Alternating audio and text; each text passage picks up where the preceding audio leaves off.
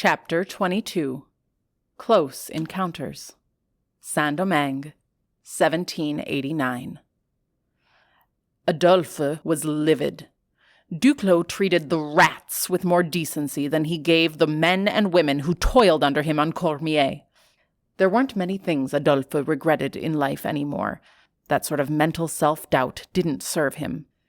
But even though years had passed, he still regretted that stupid hog. The torture Duclos unleashed that day was his fault, and that old man hadn't been the same since.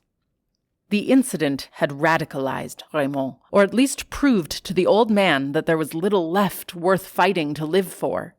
Since then, Raymond had found himself on the other side of Duclos' lash at least once a year for something or other.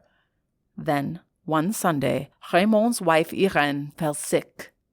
Sundays, by Catholic law, were a day for rest, even for the enslaved. But Duclos was behind on the harvest, so he ordered everyone to the fields. Raymond refused.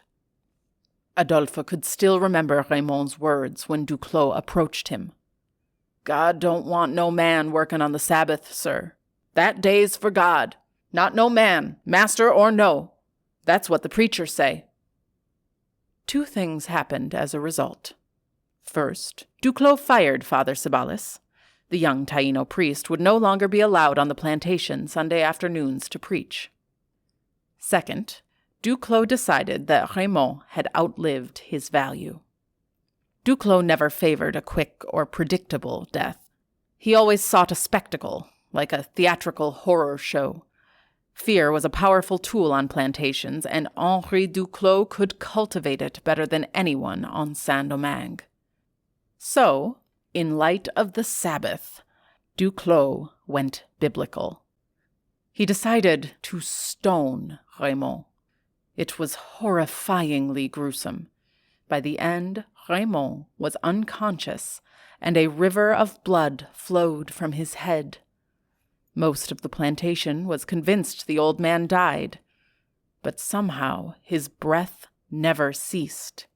He was out for several hours, but for better or worse, Raymond was cursed to continue living.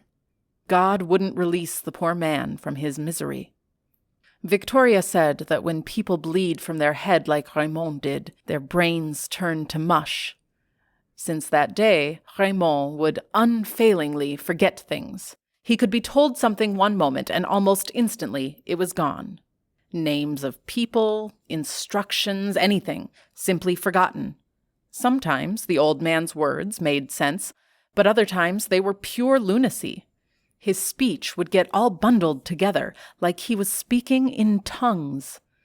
Irène and several others believed it was a sign that God had protected him and given him a gift like the apostles.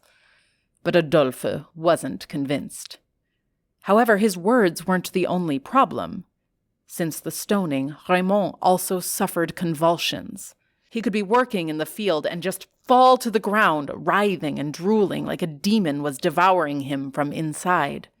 A scintillating debate propagated around Cormier regarding whether it was God or the devil that saved Raymond's life that day. Either way, both Duclos and the overseers were now afraid to outright kill the poor old man. Duclos may be evil, but he was also a superstitious Catholic who daren't risk a dalliance with deities that appeared invested in Raymond's survival. So, in his broken state, the old man remained to toil in the fields, decrepit, crippled, and crazy. Then came the events of this morning. Adolphe wasn't sure if it was madness or simply his desire to die a free man that led to Raymond's running. But it was undeniably clear that the old man's judgment for self-preservation had vanished. Over the past few weeks, rumors had been swirling around Cormier. There was a man, a voodoo leader, whose face was plastered on wanted posters in the markets. His name was Dutty Boukman, and he had started an encampment for runaways, like a free black colony, mocking the whites from their hidden positions. The location of this mystery colony was the only thing anyone at Cormier could think about. Then, a few days ago, Dina's cousin, a leathersmith, had come by to fix a broken bridle for Duclos' carriage. He told Dina, who then told Jean-Jacques, that Boukman's encampment was in the woods just east of Cap Français. Usually, Jean-Jacques was careful who he gossiped to. But when he told Adolphe what the leathersmith had shared, Raymond was cleaning slop buckets in the corner of the barn. They didn't think much of it, since the old man forgot things so easily now. Adolphe and Jean-Jacques spoke more loudly and liberally than they should have. How were they supposed to know that Raymond's feeble mind would latch onto that small nugget of hope and lose all sense of danger? Raymond ran straight for the mountains. The old idiot didn't stand a chance. He had barely crossed into the neighboring plantation before the dogs ran him down and dragged him back to Cormier. There were deep bite marks all up his leg with blood and dirt pouring from his flesh. Adolphe felt faint at the sight. Raymond's face was swollen and purple, his voice hoarse, but he kept shaking and whispering, "Boukman, freedom!" Duclos, as always, made a spectacle of the punishment. But again, he was too superstitious to kill Raymond, lest he anger God or the devil. Victoria held back Raymond's screaming wife as Duclos grabbed an axe. To run away, one only needed opportunity and a pair of working legs. Duclos focused on the latter.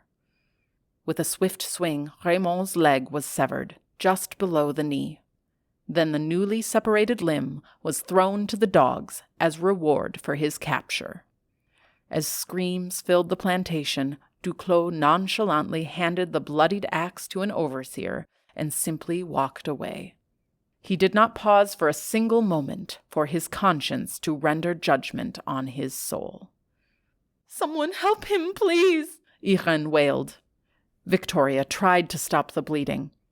"I think I know someone who can save him," Dina yelled as she ran towards the gate. The overseers were too busy losing their lunch in the bushes to see her dash down the road. Honestly, Adolphe was not certain the old man should be saved.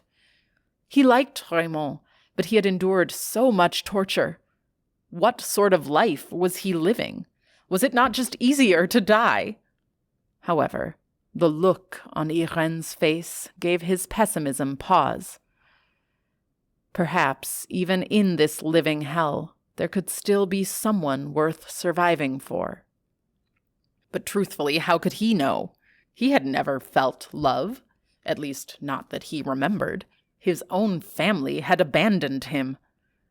The love that Irene professed simply didn't make sense to him. As the rest of the plantation was gradually sent back to work, Victoria and Irene stayed by Raymond's side. Adolphe and Jean-Jacques were returned to the cane fields, fuming. "Why couldn't Duclos just let him run?" Adolphe seethed. "He is so old." "All Duclos cares about are his blood-soaked fucking profits," Jean-Jacques bristled. "But Raymond was barely making him money at this point. Why couldn't God just let that old man be? Let him die free."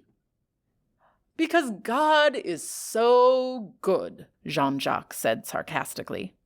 "He's never going to survive this," Adolphe muttered.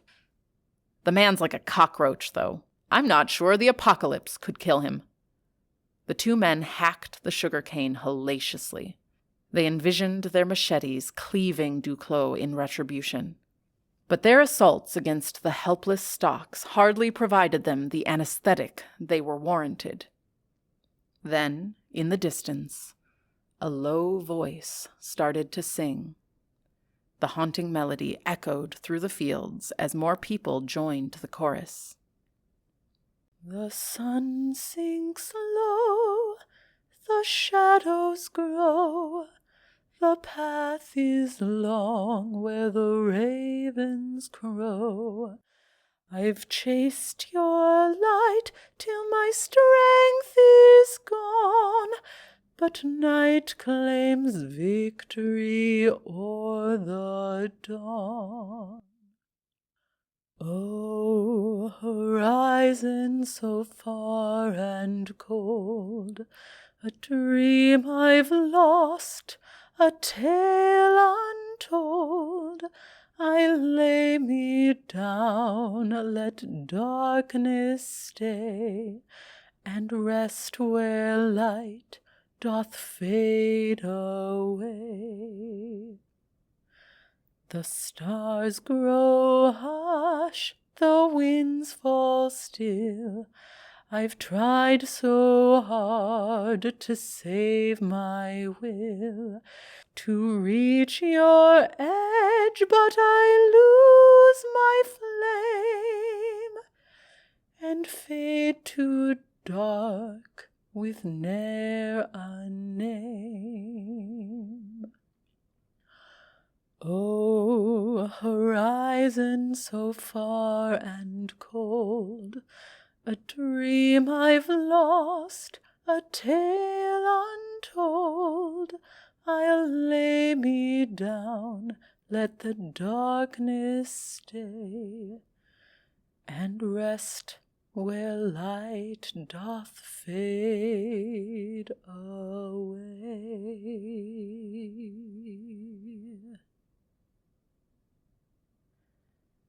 As the final notes drifted and joined the melancholy breeze, Adolphe tightened his grip on his machete and turned to Jean-Jacques.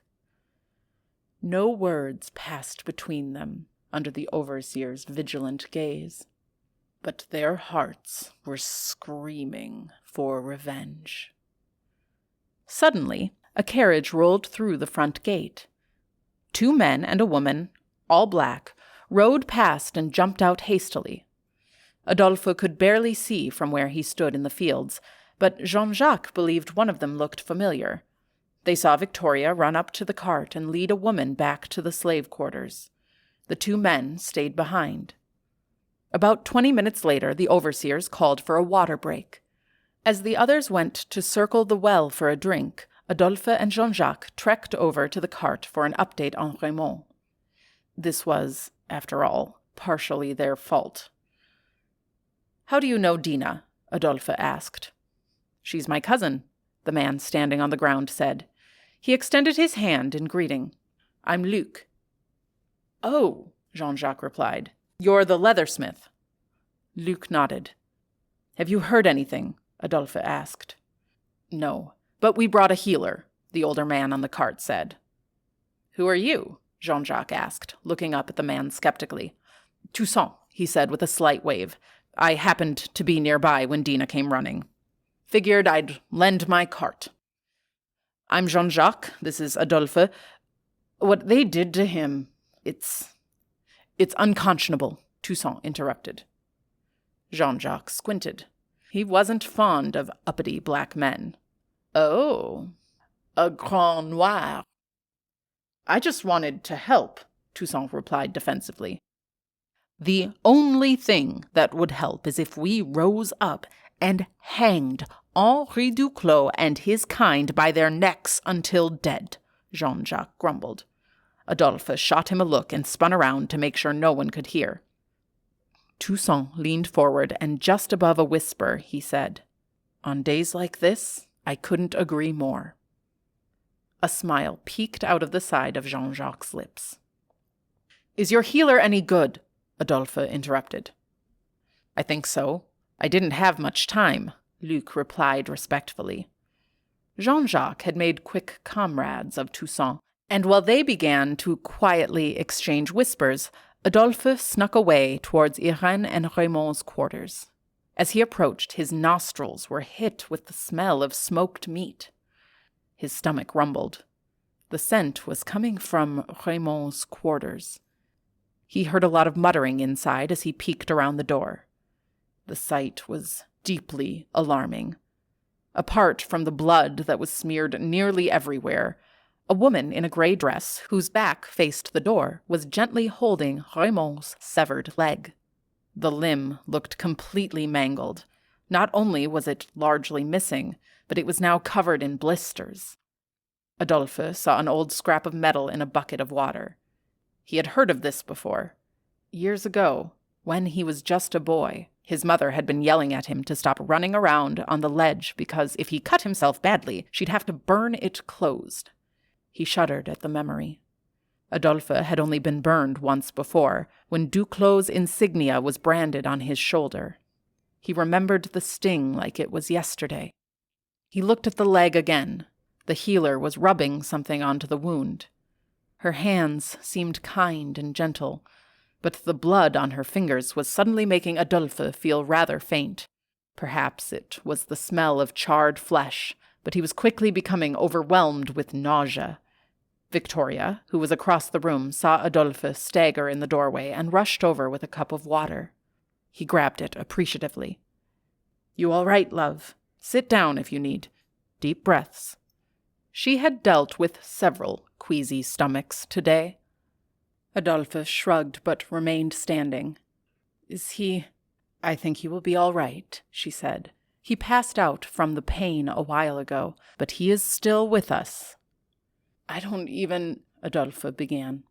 Victoria walked all the way out and closed the door behind them, leaving Raymond, Irene, and the healer inside. She grabbed Adolphe and wrapped him in a tight hug. "It's all right," she said softly.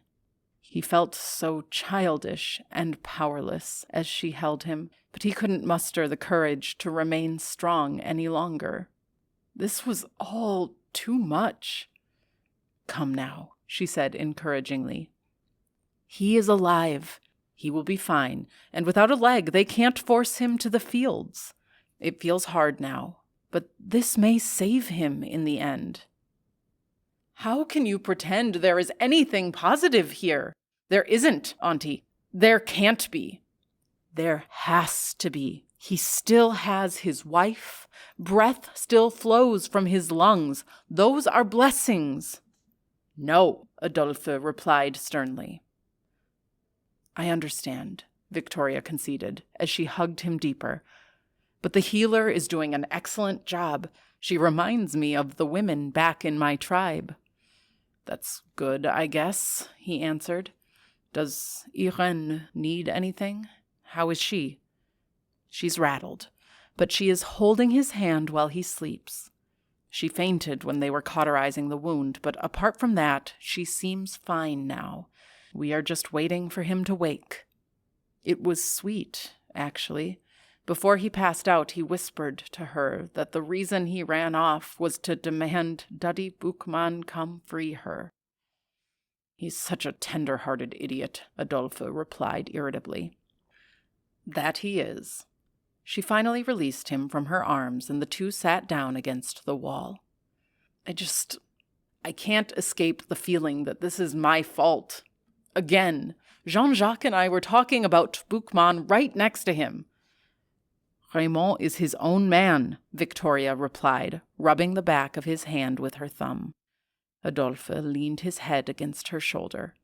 "In some ways that is true," he responded, "but in others—" "You couldn't have known he would run off like that," Victoria insisted. They sat in silence for a time until the dogs began to bark in the distance. "You need to get back, and so do I. Try not to get in trouble, all right? I won't have you getting yourself killed over this," Victoria said firmly. "I do not cling to life sufficiently to fear death." "Well, I fear for you," she retorted sternly. "The last thing anyone here needs is Duclos getting angry again. I want to send this healer back home without her ever having to see your foolish face." She nudged him lovingly. "Fine, Auntie." He shuddered at the dogs barking in the distance. He pulled himself up and extended his arm to help Victoria. She squeezed his hand gently. "Now, off with you." He ran back in for a quick hug before trudging back to the fields to meet Jean-Jacques. Apparently, Toussaint had made quite an impression on his friend in Adolphe's absence. Jean-Jacques was babbling on about the man as they swung at the sugarcane under the hot midday sun. It was boiling, and Jean-Jacques pulled off his chemise and tucked it into his trousers. Adolphe found himself suddenly enraptured with his friend and the mark on their shoulder that every man, woman, and animal on Cormier shared. He reached up through the collar of his own shirt and felt the raised skin where the burns had scarred him. The bumps bristled under his calloused fingers. Jean-Jacques noticed that Adolphe had stopped working and was just standing in the field, like one of those lizards that gets stuck and can't move on those rare, chilly mornings. "What are you doing?" Adolphe turned to his friend. "Can you do something for me?" "Oh, we're talking now?" Jean-Jacques joked. Adolphe didn't reply. He took a breath. "What?" Adolphe moved closer.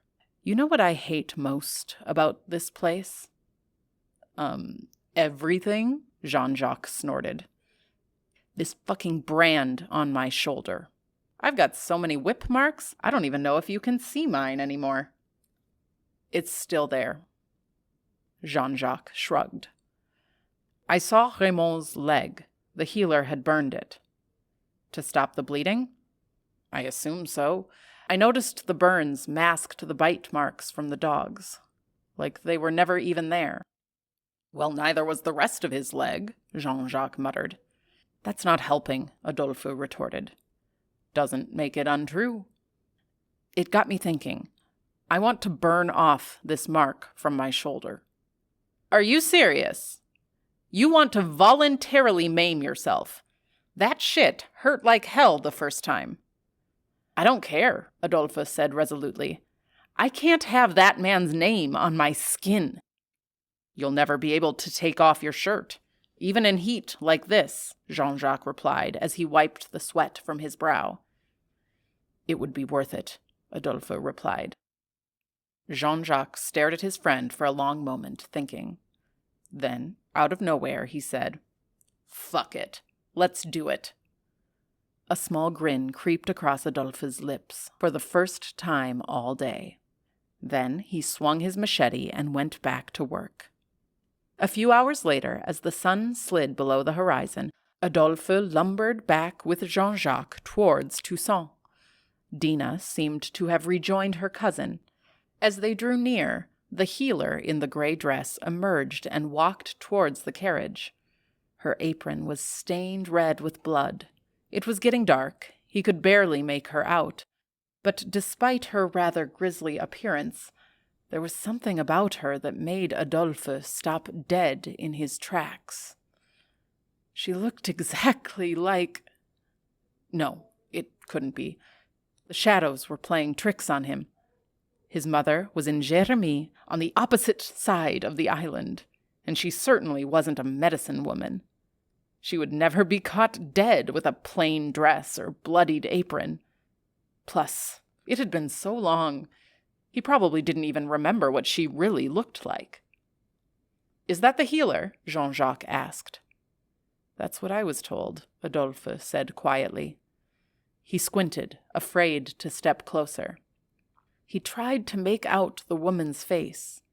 He hoped desperately that she would turn to him, but she just talked quietly to Dina's cousin, completely oblivious to his intrigue. "She looks nice. I'm glad that old coot was in good hands," Jean-Jacques said. Adolphe watched the woman climb into the cart. Then Toussaint urged the horse forward and began riding towards them. Jean-Jacques pushed his frozen friend to the side of the road. "You're going to get run over, you idiot!" Toussaint tipped his hat at them as the cart rolled past.